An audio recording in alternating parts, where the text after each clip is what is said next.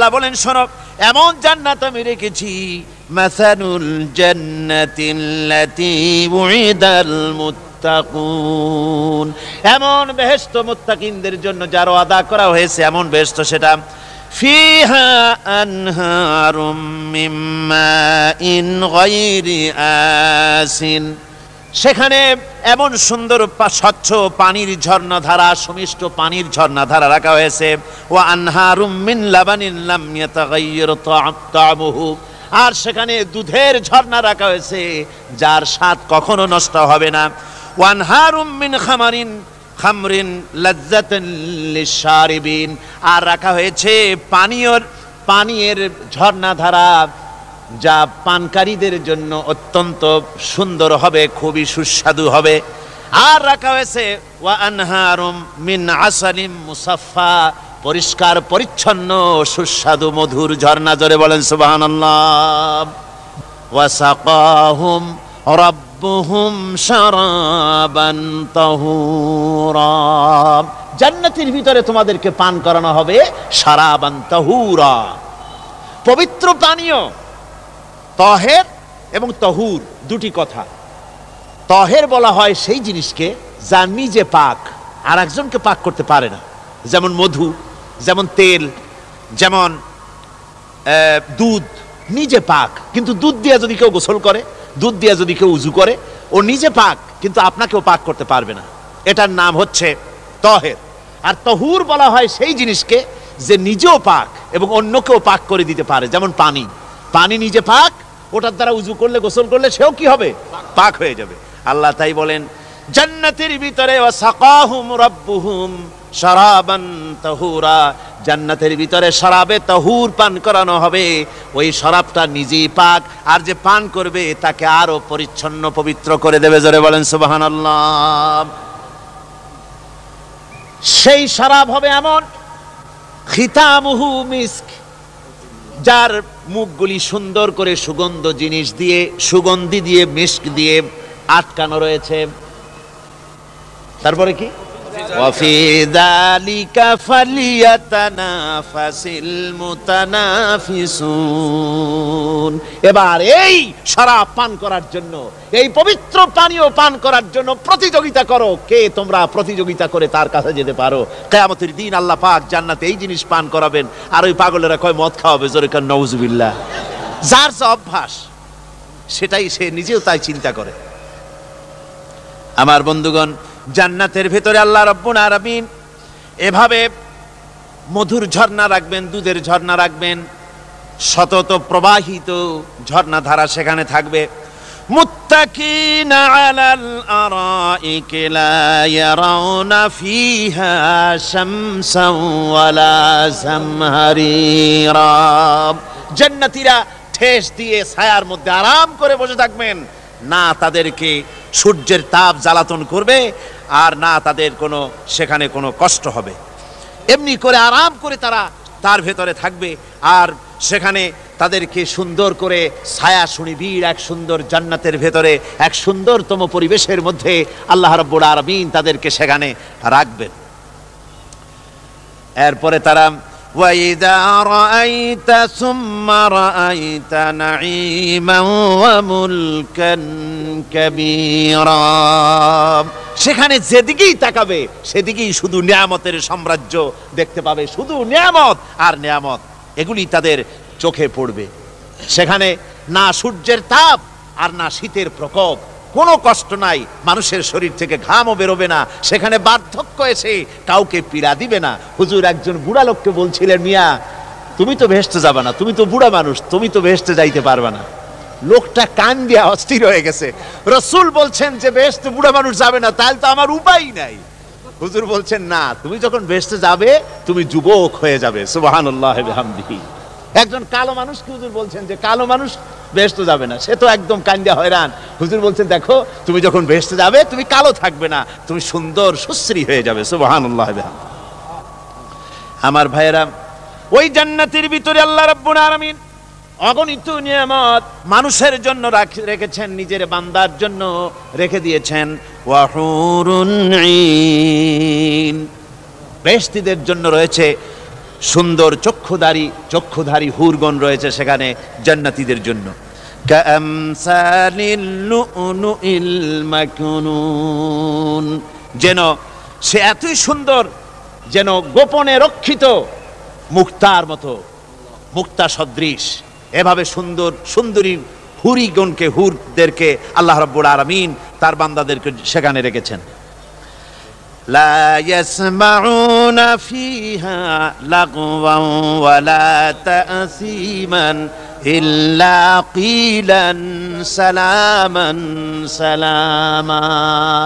কোন পাপ সেখানে মানুষ দেখবে না, কোনো বাজে কথা সেখানে শুনবে না, শুধু শান্তি আর শান্তি।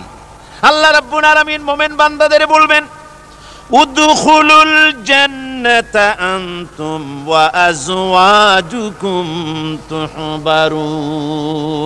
আল্লাহ রাব্বুল আলামিন বলবেন, ও আমার বান্দারা, জান্নাতে প্রবেশ করো, তোমাদের স্ত্রীদেরকে সাথে নিয়ে জান্নাতে চলে যাও। সুবহানাল্লাহি ওয়া বিহামদিহি।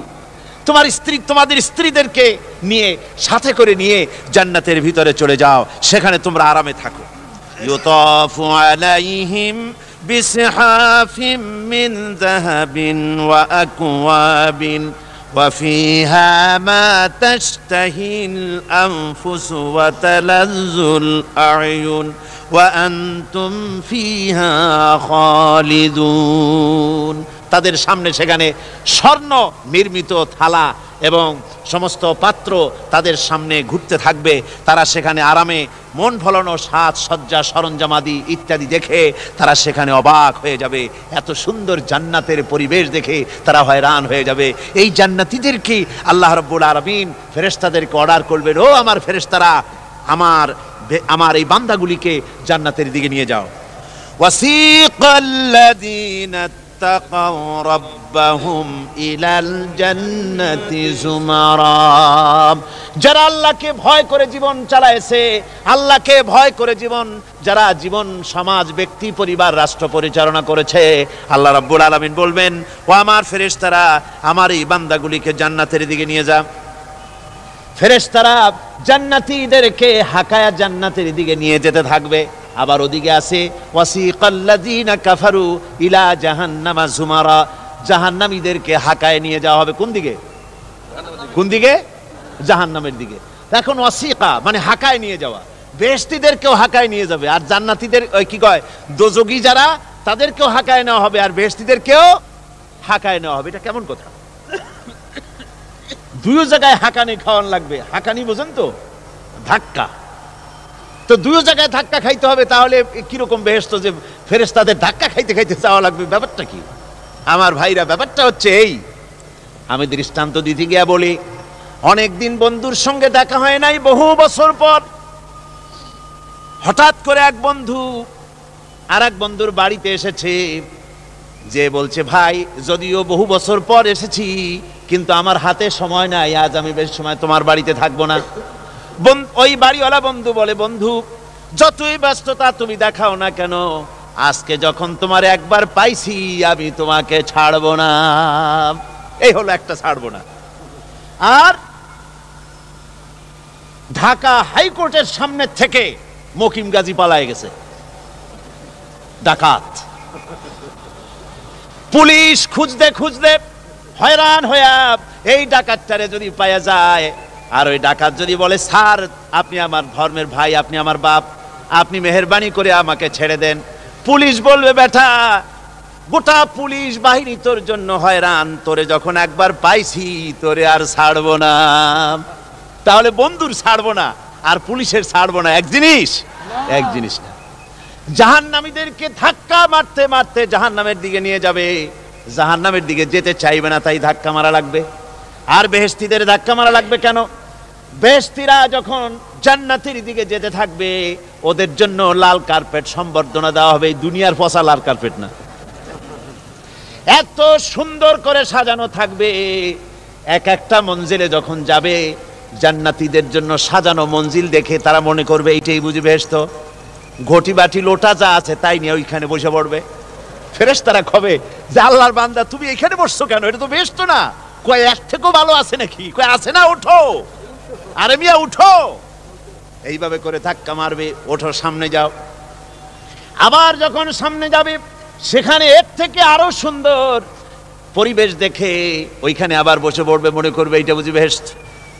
বলা হয় ফেরেশতারা বলবে আল্লাহর বান্দা এটা জান্নাত না, এর থেকেও ভালো জায়গা, সুন্দর জায়গা আছে। এইভাবে ধাক্কা মারতে মারতে তাদেরকে জান্নাতের কাছে নিয়ে যাওয়া হবে। হাত্তা ইযা জাউহা ওয়া ফুতিহাত আবওয়াবুহা ওয়া ক্বালা লাহুম খাযানাতুহা সালামুন আলাইকুম তিবতুম ফাদখুলুহা খালিদিন।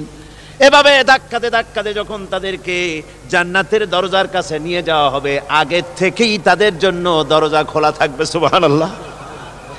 আগে থেকেই জান্নাত খুলে রাখা হবে। তাদেরকে বলা হবে, ওই জান্নাতের পরিচালক তিনি বলবেন আসুন, ওয়েলকাম করবেন তাদেরকে, সালামুন আলাইকুম, আপনাদের প্রতি আল্লাহর শান্তি বর্ষিত হোক। বড় ভালোভাবে জীবনযাপন করেছিলেন দুনিয়ায়, আল্লাহর হুকুম মেনে চলেছিলেন, আল্লাহর হুকুম পালন করেছিলেন। দুনিয়ার বুকে বড় অশান্তি, মানুষের নির্যাতন, মানুষের বদনামি, জেল জরিমানা, রাত জেগে তাহাজ্জুদের নামাজ পড়া, জিহাদের ময়দানে কষ্ট করে রক্ত দেওয়া, শহীদ হওয়া, কত কষ্ট করে আল্লাহর দ্বীন জমিনে কায়েমের চেষ্টা করেছেন, নিজের জীবনকে ভালো রেখেছেন, পবিত্র রেখেছেন। আজকে আপনার জন্য এই জান্নাত, ফাদখুলুহা খালিদিন, জান্নাতে প্রবেশ করুন এবং চিরকাল এই জান্নাতের ভিতরে থাকুন।